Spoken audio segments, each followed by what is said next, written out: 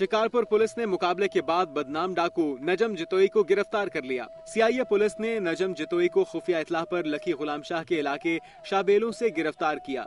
Police के मुताबिक गिरफ्तार डाकू 1996 में अपने 5 साथियों के साथ सेंट्रल जेल सक्खर से फरार हो गया था और इस पर घोटकी, सक्खर और शिकारपुर समेत मुख्तलिफ शहरों में कत्ल, अगवा, डकैती समेत मुख्तलिफ जराइम के 50 से जायद मुकदमा दर्ज हैं। सिंध हुकूमत ने इसकी जिंदा या मुर्दा गिरफ्तारी पर 20 लाख रुपए इनाम मुकर्रर कर रखा था।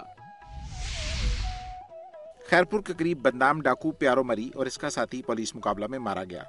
प्यारो मरी के सर की कीमत 10 लाख रुपए मुकर्रर थी। डीपीओ खैरपुर खादम हुसैन रिंद के मुताबिक अहमदपुर के इलाके में पनियार बरादरी के 2 गिरोहों के दरमियान एक लड़की के अगवा पर तनाजा चल रहा है, जिस पर एक ग्रुप के अफराद ने डाकू प्यारो मरी के गिरोह की मदद हासिल करके मुखालिफ ग्रुप पर हमला कराया, जिन्होंने मुतअद्दिद देहातियों के घरों को नजर आतिश कर दिया।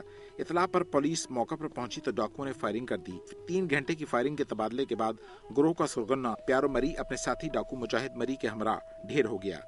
डीपीओ खादिम हुसैन रिंद ने बताया कि सिंध हुकूमत की जानिब से मारे जाने वाले डाकू प्यारो मरी के सर पर 10 लाख रुपए का इनाम मुकर्रर था। उन्होंने बताया कि डाकू प्यारो मरी अगवा, बराए तवान, कत्ल, डकैती और कौमी शहरों पर मुसाफिर बसों को लूटने समेत 100 से जायद संगीन वारदातों में मतलूब था। आईजी सिंध सलाहुद्दीन बाबर खटक ने बदनाम डाकू प्यारो मरी को मुकाबले में मारने वाली पुलिस पार्टी को नकद इनाम देने का ऐलान किया है। नाज़रीन, सुबह सिंध से मौसूल होने वाली रिपोर्ट्स आपने देखी। अब आपको लिए चलते हैं सुबह बलूचिस्तान की जानिब और नजर डालते हैं बलूचिस्तान की चंद खबरों और रिपोर्ट्स पर।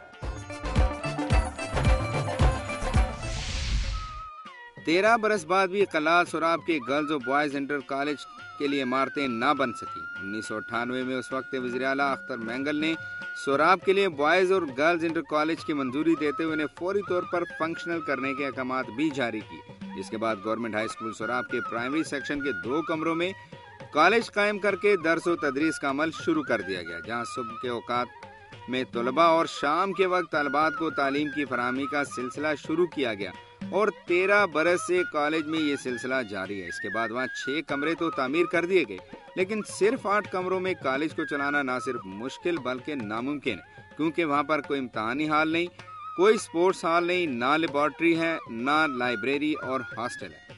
2003 में सूबाई वज़ीर मवासलात और तामीरात प्रिंस फैसल दाऊद के फंड से दोनों कॉलेजों के लिए करोड़ों रुपए की लागत से अलग-अलग इमारतों की तामीर का आगाज कर दिया गया।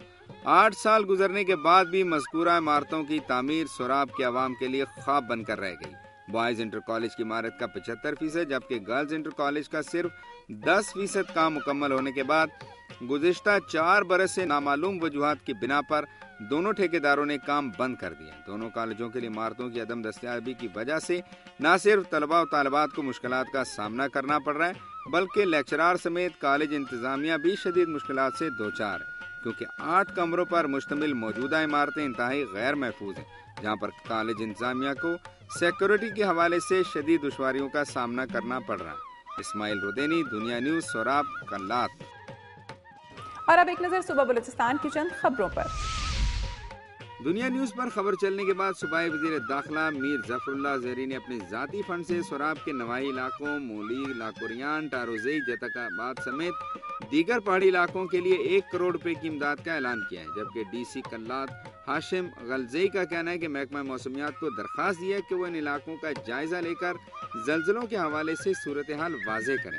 इन इलाकों में 15 अगस्त से जल्जले के झटकों का सिलसिला अभी तक जारी है, जिसकी वजह से इन इलाकों के मकीनों में सख्त खौफ आरास पाया जाता है। जल्जले से मुतासर अफराद की तादाद 5000 के लगभग है। ताहाल हुकूमती इदारों और गैर सरकारी तंजीमों की तरफ से इन्हें कोई इमदाद नहीं दी गई। मुतासरीन ने हुकूमती और गैर सरकारी इदारों से फौरी तौर पर टेंट की फराहमी और दीगर जरूरी इमदाद का मुतालबा किया है।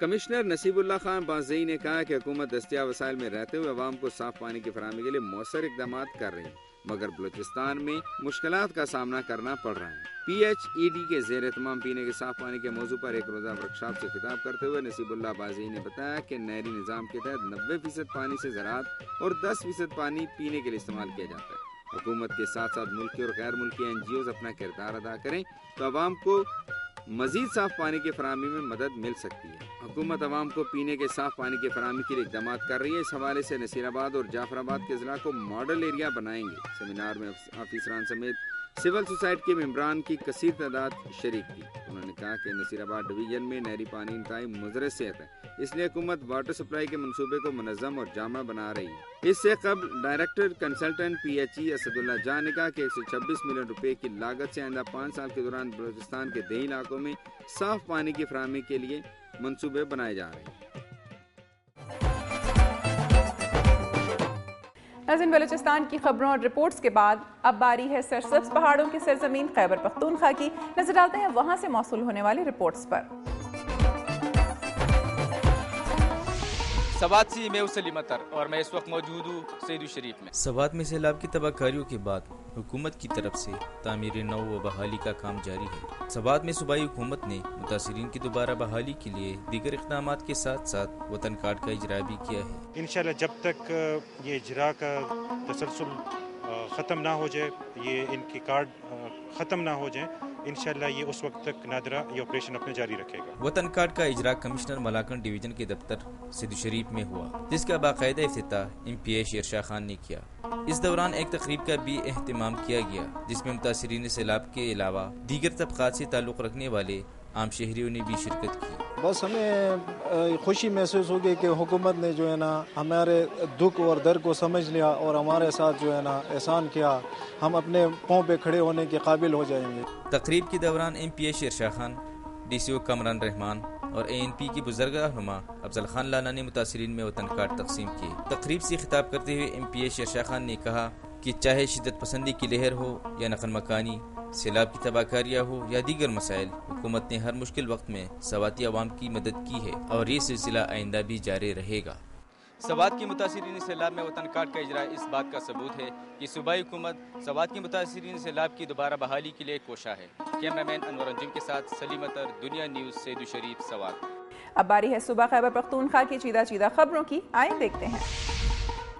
جے یو آئی فضل الرحمان کے صوبائی وزیر امیر شیخ امان اللہ نے کہا کہ ڈرون حملوں سے پاکستان کی بے عزتی ہو رہی ہے۔ قاف لیگ اور پی پی کی ملاقاتیں آئندہ انتخابات کی تیاریوں کا حصہ ہیں۔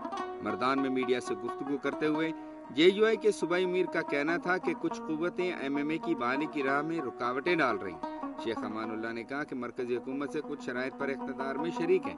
موجودہ حکومت نے ہمارے مطالبات پر مدرسوں پر چھاپوں اور گرفتاریوں کا سلسلہ روک دیا ہے۔ جے یو آئی کے صوبائی امیر نے کہا کہ پاکستان میں غیر معمولی حالات کے پیش نظر الیکشن کسی بھی وقت ہو سکتے ہیں اور پی پی پی اور قاف لیگ کی ملاقاتیں اس سلسلے کی کڑی ہیں۔ شیخ امان اللہ نے کہا کہ جے یو آئی آئندہ بلدیاتی انتخابات میں بھرپور حصہ لے گی۔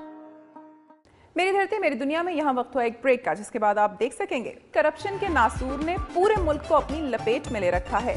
ٹرانسپیرنسی انٹرنیشنل کے مطابق کرپشن میں پاکستان کا نمبر 34واں ہے۔